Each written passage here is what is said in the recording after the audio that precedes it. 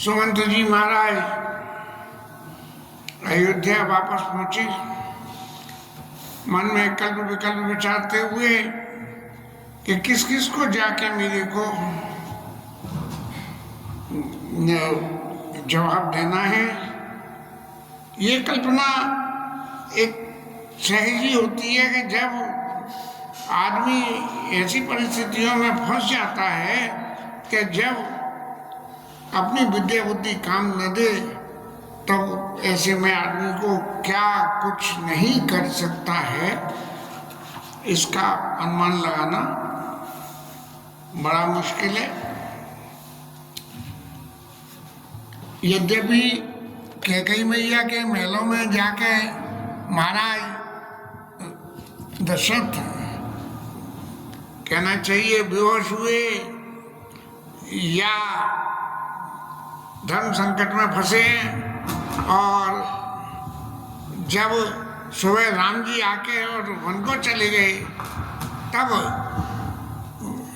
महाराज कौशल्या के भवनों में ट्रांसफर कर दिए गए। महाराज के देखो यहाँ तो क्यों ये बात जब और सारी बातें फैली तब ये बात भी फैली सामने कि महाराज ने दशरथ जी ने कैकेयी से ये प्रार्थना करी कि मांग मात अब ही देव तो ही, और राम विरह जनी मारे सी मोई। मेरे को तो मरना तो पड़ेगा ही, लेकिन राम के विरह में मत मार, मेरी जो है गर्दन को, मेरे शीश को मांग ले, मैं अभी तेरे को तुरंत दे दूंगा, लेकिन राम जी के विरह में न मार। और जब इतने पे भी कैकेयी मैया ने कोई जवाब नहीं दिया तब दशरथ जी ने ये कहा कि जब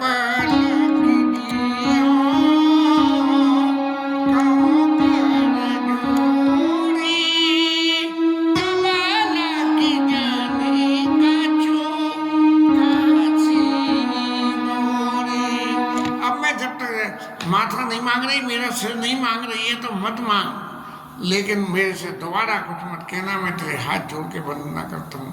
जब इतनी बातें सब समाज के सामने आई तो लोगों ने कहा कि अब इनका यहाँ पड़ा रहना बेकार है, और चूंकि असली प्रथम विवाह कौशल्या मैया के साथ हुआ, वो शायद ब्रह्मा जी ने किसने करवाया था, कुछ ऐसा मुझे याद पड़ता है, मैंने पढ़ा था कि रावण महाराज तो पहले से ही विद्यमान थे और उन्हें कहीं कि इनके संयोग से जो पुत्र उत्पन्न होगा वो तेरे कुल का विनाश करेगा। तो उन्होंने जो है एक संदूके में बंद करके और नदी में बहा दिया दोनों को, दशरथ को और कौशल्या को, और कहाँ जाके किसी ने निकाला, ब्रह्मा बाबा आए और उन्होंने देखा कि अरे इनके तो विवाह का मुहूर्त है, तो उन्होंने उनका विवाह करवा दिया। अब जब विवाह हो गया तो कहीं ना कहीं फिर रोक लगाई गई कि बोले इनके संतति न हो, जैसे कंस ने लगाई ऐसे ही रावण महाराज ने कोई लगाई, क्या जुगाड़ लगाई ये तो मेरे को नहीं मालूम है, लेकिन संतति नहीं हुई। तब जाके जो है सुमित्रा मैया से विवाह किया गया और उनसे भी संतति नहीं हुई, क्योंकि रावण महाराज की रोक बड़ी कर दी थी। तब उन्होंने जाके तीसरी दफे में उन्होंने कहा कि आप संतति हो या न हो, लेकिन इतनी ये कैकेयी देश की राजा की पत्नी देवासुर संग्राम में अपने संग ले गए, और राजा इतने आसक्त हो गए कि उसी को अपनी पत्नी मांगने लगे।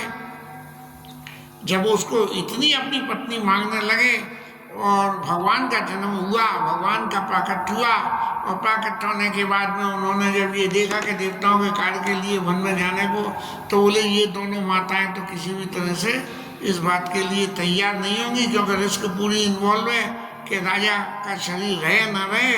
लेकिन ये कैकेयी एक ऐसी है कि जिसको यदि मैं साध लूँ तो ये काम हो सकता है, और उन्होंने कैकेयी मैया से म्यूचुअल अंडरस्टैंडिंग में एग्रीमेंट कर लिया, और इस एग्रीमेंट के वशीभूत होकर कैकेयी मैया को ये सब लीला जो गोस्वामी जी महाराज ने लिखी है वो करनी पड़ी। कहते तो ऐसा भी है कि शायद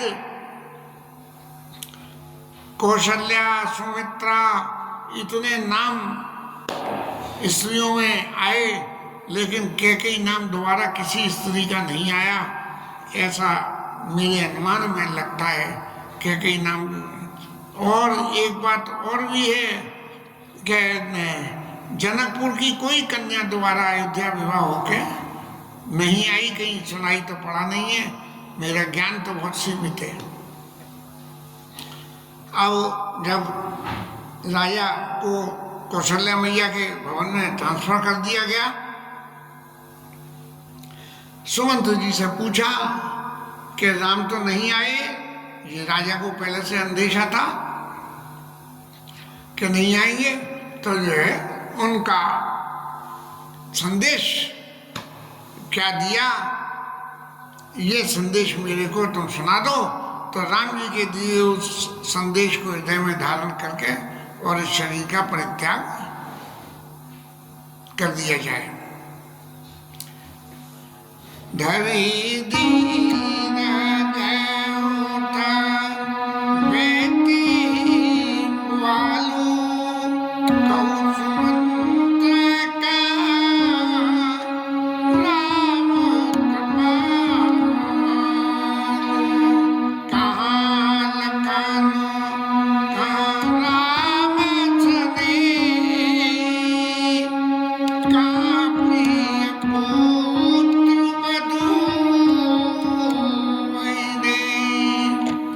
बार बार सुमंत जी से एक ही बात पूछ रहे हैं कि कहाँ है, कहाँ है, कहाँ है। इस तरह से सारी रात बीत गई और रात्रि को जब नींद ना आवे रात्रि को, तब अपने करी हुई भूलों का एहसास और सेंसेशन मन में पैदा होता है। और तब श्रवण कुमार की कथा राजा दशरथ के मन में आई कि उन्होंने शब्द वेदी बाण चला के श्रवण कुमार जो अपने माता पिता के लिए जल लेने को गए थे नदी किनारे, जिनको तीर्थ कराने ले जा रहे थे, उनके लग गया और उन्होंने प्राण त्याग दिए। और उनके माता पिता ने ये शाप दे दिया कि जिस तरह से हम अपने इस यशस्वी पुत्र या आज्ञाकारी पुत्र के विरह में शरीर छोड़ रहे हैं, तुम भी उसी विरह में शरीर छोड़ोगे। तापस अंधा शाप ज्योति आई, कौशल्या ही सब कथा सुनाई। कौशल्या मैया को सारी कथा सुनाई कि कितनी विविधता होती थी राज समाज के जीवन में, कि इतनी बड़ी दुर्घटना होने के बावजूद भी कौशल्या के सामने इससे पहले कभी राजा ने ये बात नहीं कही। और उनके श्राप की बात को याद करके कि भाई उनका दिया हुआ श्राप है और श्राप तो जरूर फलेगा, तो जो है बहुत मन में बेचैनी हुई। और एक ही बात कि जब मरना ही है तब भगवान राम का नाम लेके ही क्यों न मारा जाए। ऐसा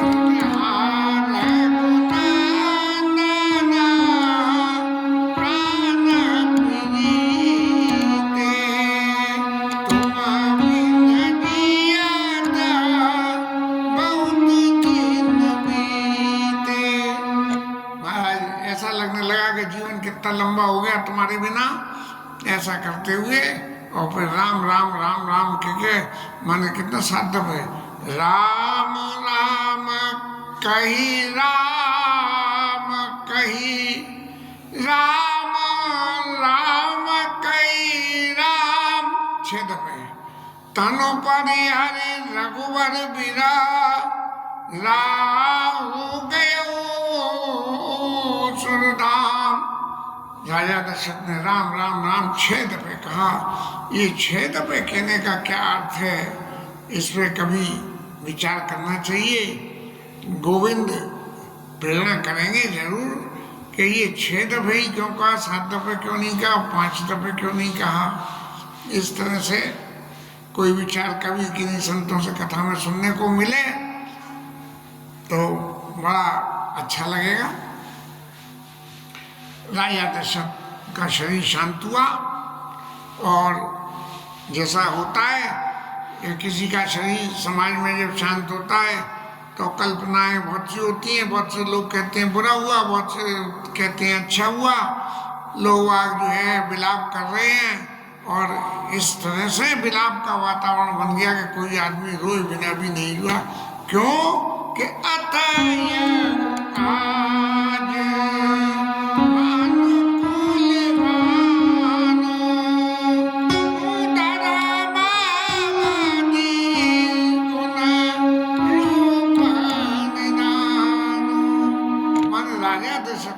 आज ऐसा हो गया कि सूर्यवंश का सूर्य ही डूब गया हो। हकीकत में राजा दशरथ ने शरीर का परित्याग किया, लेकिन अपनी आत्मा से और अपने मन से तो भगवान के धाम को राजा दशरथ गए और उन्होंने सिर्फ जिसे कहना चाहिए चोला बदलना, ऐसा उन्होंने चोला बदला और भगवान के धाम में जाके वहाँ भगवान की सेवा, यहाँ राम जी से सेवा करवा रहे थे और वहाँ जाके राम जी की सेवा कर रहे हैं। सब लोग मिलके कैकेयी को भला बुरा कह रहे हैं और यहाँ तक भी कह दिया कि इन्होंने तो सारे जग को अंधा कर दिया, लेकिन कैकेयी मैया सब सुनती रही, किसी को चू का जवाब तक नहीं दिया। वशिष्ठ महाराज आए, जब उन्हें पता लगा गुरुजी पधारे और उन्होंने अपने विज्ञान के प्रकाश से, अपने ज्ञान विज्ञान से लोगों को समझाना शुरू किया कि भाई आप लोग रो रहे हो, आपकी भावना है, लेकिन आप एक बात ये विचार तो करके देखो कि राजा दशरथ जीवन के अंतिम समय में जो राम का नाम लेकर शरीर छोड़ के गया है, तो ऐसा व्यक्ति की तो मुक्ति हो गई और इसके लिए तो जन्म जन्म उन्हें जतन कराई, अंतराम कही आवत नहीं, ऐसी परिस्थिति है। और ये तो में राम राम 6 दफे राम राम कह के इन्होंने शरीर छोड़ा है। तो महाराज इनके लिए आप शोक करना छोड़ दीजिए और आगे की क्रिया कार्रवाई करने के लिए जो इनका शरीर रह गया, इस शरीर को जो है और उदय क्रिया बोलते हैं, जो गरुड़ पुराण में कही जाती है, उसको करने के लिए इंतजाम किया जाए। चूंकि राम जी महाराज वन में चले गए तो बड़ा पुत्र या जो है सबसे छोटा पुत्र, हमारे गरुड़ पुराण में तो ऐसा ही है कि इनको अंत्येष्टि संस्कार करने का हक है, लेकिन यहाँ बड़े पुत्र तो वन में चले गए और सबसे छोटे पुत्र यहाँ रह गए, लेकिन उनको शत्रुघ्न महाराज को ऐसा कोई उनके कैरेक्टर को नहीं दिखाया गया, तो जो है शत्रुघ्न की जगह भरत जी महाराज को डेप्यूट किया गया कि शत्रुघ्न अभी ज़्यादा छोटे हैं, इसलिए वो राम जी की उन नीतियों को नहीं समझ पाए हैं, क्योंकि पूरे रामचरितमानस में शत्रुघ्न महाराज को कुछ भी एक्टिंग करते हुए बस वही दिखाया है कि जब कोड़ी मैया ये ननिहाल से लौट के आए हैं और कोड़ी मैया बड़ी प्रसन्न दिखाई पड़ी, सारा परिवार तो दुखी था लेकिन कोड़ी मैया प्रसन्न थी। और जब कैकेयी मैया ने ये कही कछु को मंत्रा कीन सहाई, ऐसी बात जब कही कि मंत्रा को सहायता करी और राम जी तो वन में चले गए, बोले मैंने तो सबको समाज साथ दिया था, मंत्रा ने सहायता भी करी, लेकिन बस महाराज एक ही बात गलती हो गई है। इसी बीच में हमारे महाराज जो है सरक गए। तब भरत जी को बहुत गुस्सा आया और उन्होंने कोड़ी मैया को बाल पकड़ के धे खींच के मारना, नहीं, तब शत्रुघ्न जी को बहुत क्रोध आया और उन्होंने कोड़ी मैया को बाल पकड़ के धर खींचने लगे। तब गोस्वामी ने लिखा, भरत दयानिधि दीन छोड़ाई और कौशल्या पाएंगे 2 भाई। भरत जी ने दयानिधि थे, उनको दया आ गई कि राम जी को तो बन जाना था, वो तो चले ही गए, लेकिन इस कुबड़ी का काय को दुर्गति कर रहे। और उन्होंने शत्रुघ्न जी को समझाया और उदय क्रिया करने के लिए भरत जी को समाचार भेजने के लिए राजा दशरथ ने दूतों को बुलाया और बुला के धावो वेग भरत में जाओ नमसुर कहो जनिकाओ। यद्यपि ये ऐसी बातें दुभक्ति थोड़ी है, लेकिन फिर भी राजनीति ये कहती है कि यदि राजा का शरीर शांत हो जाए तो उसकी खबर को जो है दूसरे लोगों को नहीं लगनी चाहिए, नहीं तो दुश्मन जो है राज्य के ऊपर में हमला कर सकते हैं या कुछ भी कर सकते हैं। इसलिए शरीर शांत होने की बात को छुपा के रखा जाए।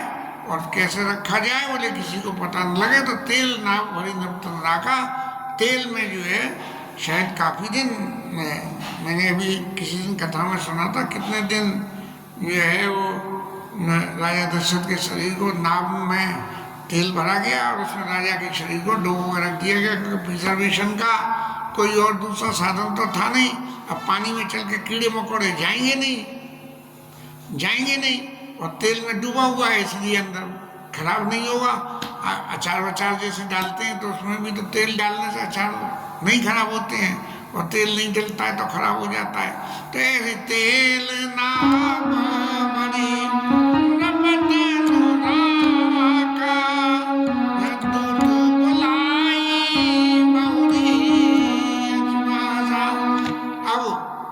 दूध को बुला के कही कि महाराज की किसी से खबर मत कहना, और जाओ और वहां जाके भी दशरथ जी को, वहां भरत जी को सिर्फ इतना कहना कि गुरु पठाए बोले दो भाई, दोनों भाइयों को गुरु जी ने बुलाया है, इसलिए आप तुरंत चाहिए।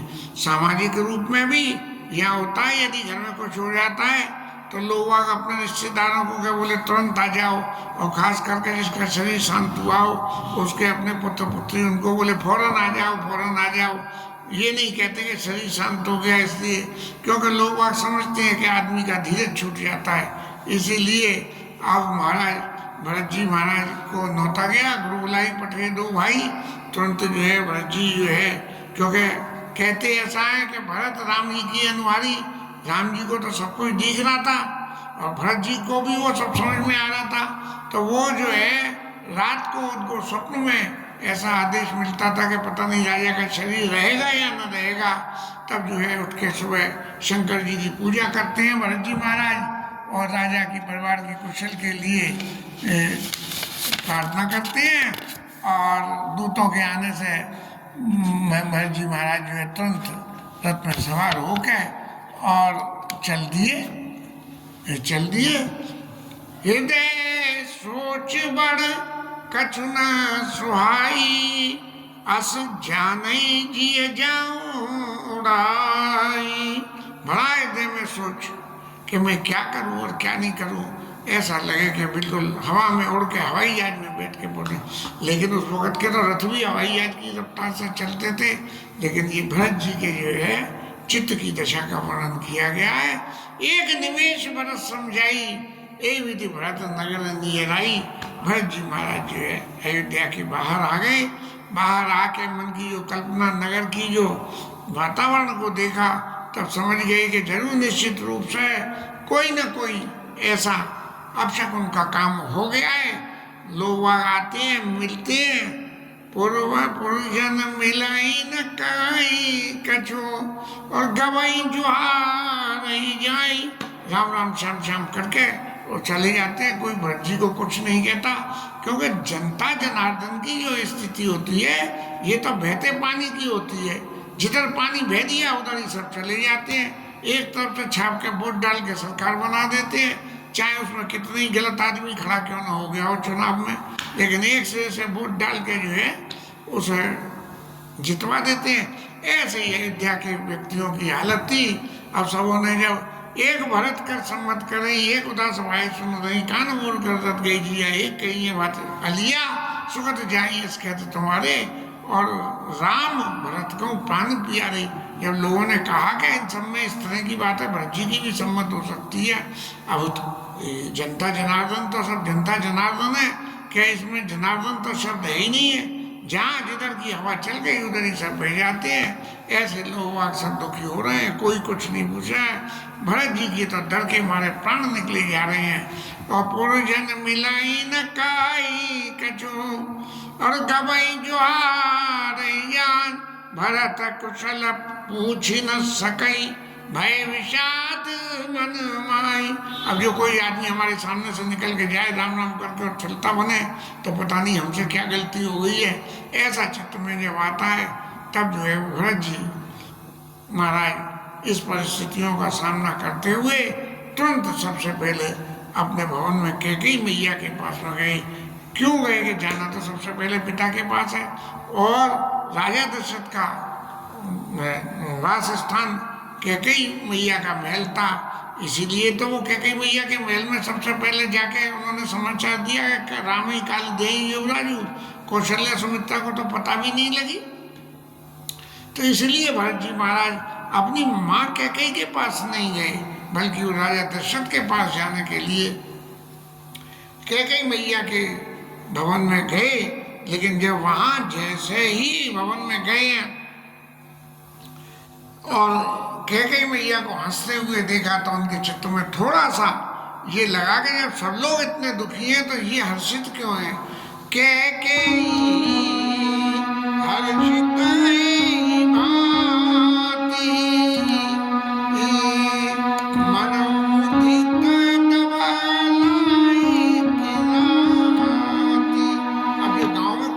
रहते हैं, ये लोग तो चिड़िया कबूतर पक्षियों को इन्हें जो है भूल भांज के खा के अपनी भूख मिटा लेते हैं। और ऐसे ही किसी किरातन ने वन में आग लगा दी, बोले रात को आग लगाई कि पेड़ पौधे पे जितने पक्षी सो रहे होंगे वो सब जल जाएंगे, तो वो उनके भोजन का कारण बन जाएंगे, बिना किसी प्रयास के सीख जाएगा। सब जो है पक्षी सीख के तैयार हो जाएंगे, जलने वाला माल जल जाएगा और खाने वाला बाकी रह जाएगा। ऐसे ही मन में विचार करके और जब जो किरातन सुखी होगी, ऐसे कैकेयी मैया के चेहरे की आव ऐसी दिख रही थी।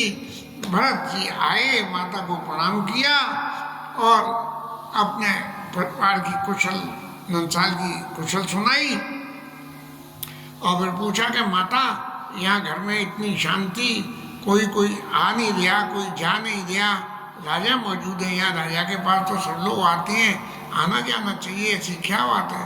सुने सुत बचन सुने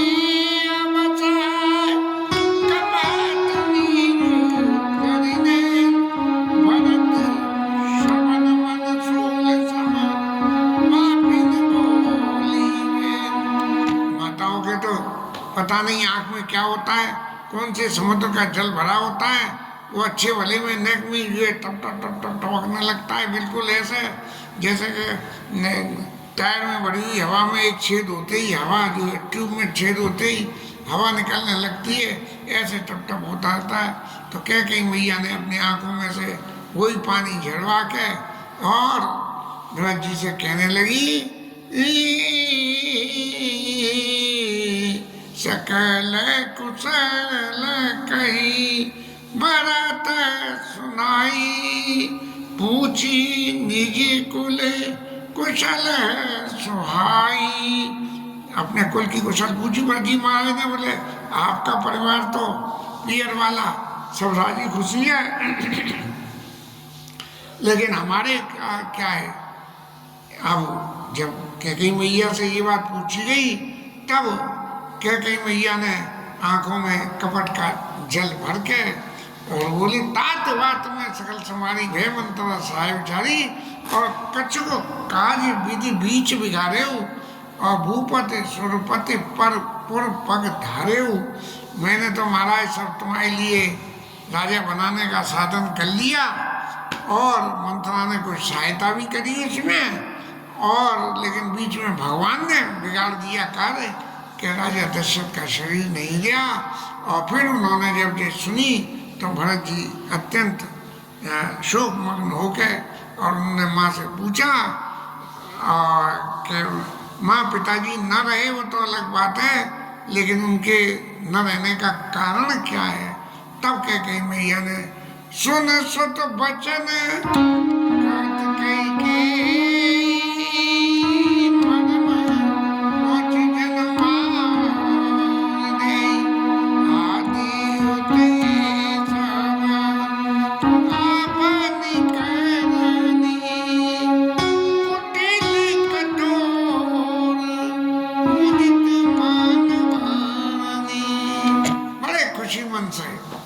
अपनी सारी करनी को कि मैंने ये करा, मैंने ये करा, मैंने ये करा, इस तरह से जो भरत जी के सामने अपनी सारी गलतियों को छुपाते हुए और सारी क्रिया को भरत जी के सामने रखा। अब जब भरत जी ने ये सुना कि पिताजी न रहे, तो वहां तक की तो बात ठीक थी कि पिताजी न रहे, चलो कोई बात नहीं। लेकिन जब उन्होंने भरत बिसरे पितु मरना, जब उन्हें पता लगी कि राम जी को वन में भेज दिया गया और मुझे राजा बनाने के लिए, तब सुनत राम बन गौन हेतु अपन पौजान दिया, थकित रहे धर्मान। बिल्कुल एकदम कि मेरे कारण मुझे राजा बनाने के लिए राम जी को वन में जाना पड़ा।